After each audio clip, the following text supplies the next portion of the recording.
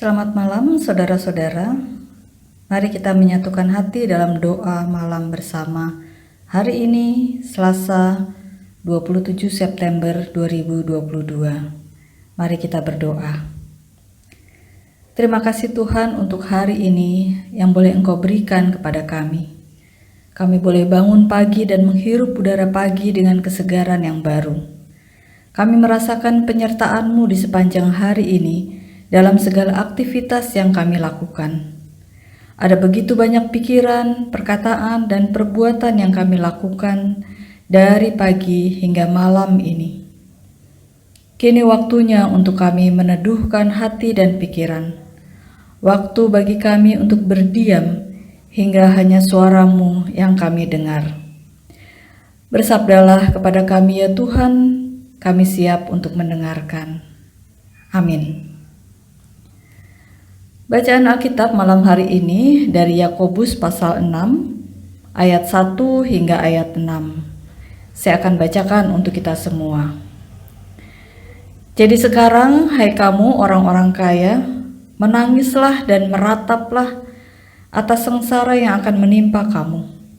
Kekayaanmu sudah busuk dan pakaianmu telah dimakan ngengat. Emas dan perakmu sudah berkarat, dan karatnya akan menjadi kesaksian terhadap kamu dan akan memakan dagingmu seperti api. Kamu telah mengumpulkan harta pada hari-hari yang sedang berakhir.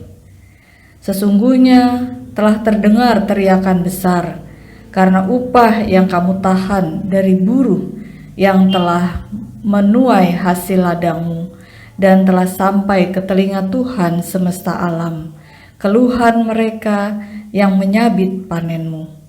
Dalam kemewahan kamu telah hidup dan berfoya-foya di bumi. Kamu telah memuaskan hatimu sama seperti hari penyembelihan. Kamu telah menghukum, bahkan membunuh orang yang benar dan tidak dapat melawan kamu. Namaku Bento, rumah real estate, mobilku banyak, harta berlimpah.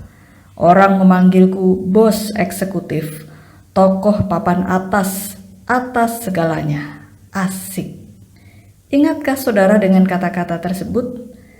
Syair dari salah satu lagu Iwan Fals dengan judul Bento.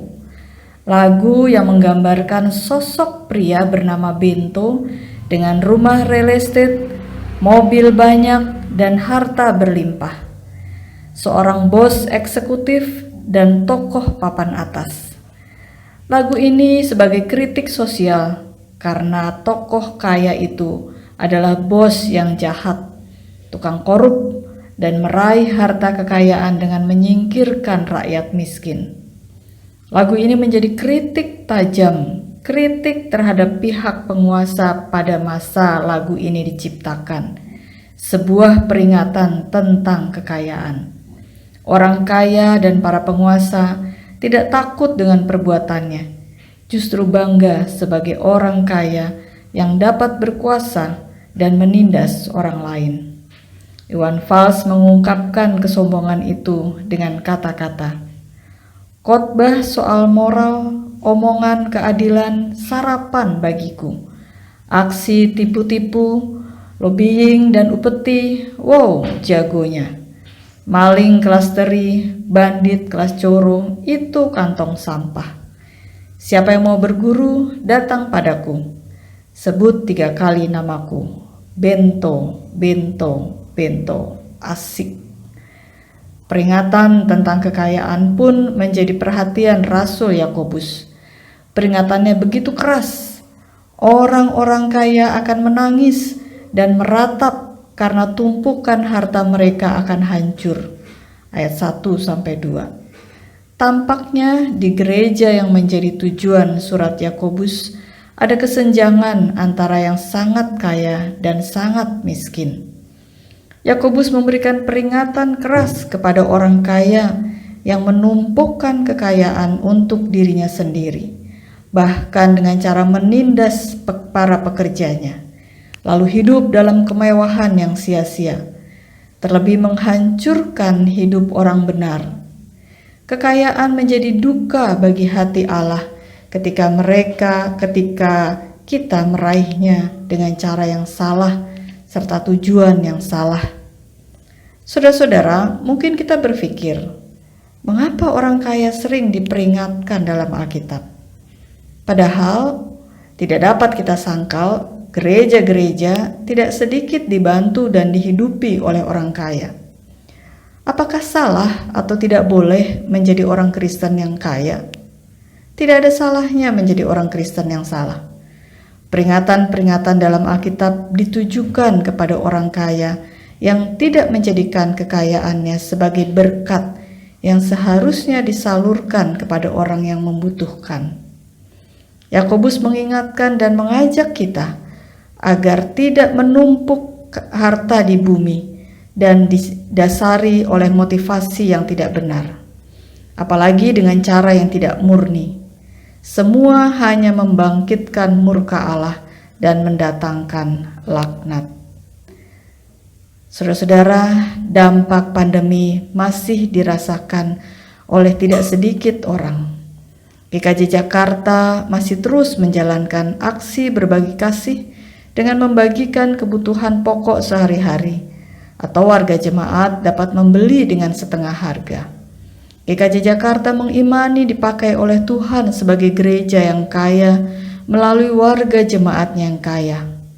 Untuk itu, sudah sepatutnya GKJ Jakarta melalui warganya yang kaya berbagi kasih atau menyalurkan berkat Tuhan tersebut kepada yang membutuhkan. Dengan demikian, GKJ Jakarta dengan warganya yang kaya diberkati oleh Tuhan dan terus dipakai oleh Tuhan menjadi berkat bagi sesama. Amin. Mari kita berdoa. Terima kasih ya Tuhan untuk firman-Mu malam ini yang mengingatkan kami untuk mengimani bahwa kekayaan yang kami miliki adalah pemberian dari-Mu yang Engkau percayakan kepada kami untuk kami salurkan kepada sesama yang membutuhkan. Melalui firman-Mu ini, kami tidak menghakimi saudara-saudara kami yang kaya, tetapi justru bersyukur atas kekayaan yang Engkau percayakan kepada mereka. Kami mendoakan agar saudara-saudara kami boleh terus Engkau pakai, Engkau berkati untuk menjadi saluran berkat bagi yang membutuhkan. Biarlah firman-Mu tidak hanya kami dengarkan dan kami simpan di hati, tetapi dapat kami wujudkan dalam hidup kami.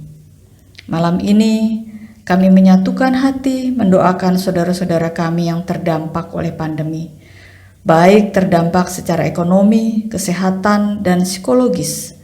Pakailah kami untuk dapat menolong dan membantu mereka menjadi pulih kembali. Kami berdoa untuk mereka yang sakit, baik karena penyakit apapun, juga mereka yang sedang menjalani isolasi karena terpapar COVID-19. Kami berdoa untuk saudara-saudara kami yang akan menjalani tindakan medis atau operasi karena penyakit yang dideritanya. Tuhan menolong agar saudara-saudara kami mengimani Engkau berkenan atas segala pengobatan, perawatan, dan tindakan medis yang dilakukan sebagai cara penyembuhan dari-Mu. Kami berdoa untuk gereja-gereja yang saat ini mengajak kembali warga jemaat untuk beribadah di gereja. Masa pandemi sebagai masa yang tidak normal telah memaksa dan mengondisikan kami beribadah secara online. Kini Engkau menjawab doa-doa kami dengan berangsur-angsur menghentikan masa pandemi atau tidak normal ini kembali menjadi masa endemi atau masa normal baru. Kami mensyukuri jawaban-Mu itu dengan kembali memasuki masa normal baru ini dengan sukacita. Kami tidak terlena dan justru menjadi nyaman dengan masa pandemi. Kami akan kembali beribadah dengan bertemu dan bersekutu dengan jemaat-Mu di gereja. Ya Tuhan, Engkau memberikan malam untuk kami pakai sebagai waktu istirahat. Tolonglah kami untuk dapat menggunakan waktu istirahat kami dengan baik. Dan esok Engkau boleh bangunkan kami untuk kembali melakukan segala aktivitas kami. Bagi saudara-saudara kami yang harus tetap bekerja di waktu malam, Tuhan berikan kesehatan dan kekuatan. agar mereka dapat menjadi berkat bagi banyak orang yang membutuhkan mereka di waktu malam. Dalam Kristus kami berdoa. Selamat malam saudara-saudara, selamat istirahat, Tuhan menjaga kita semua.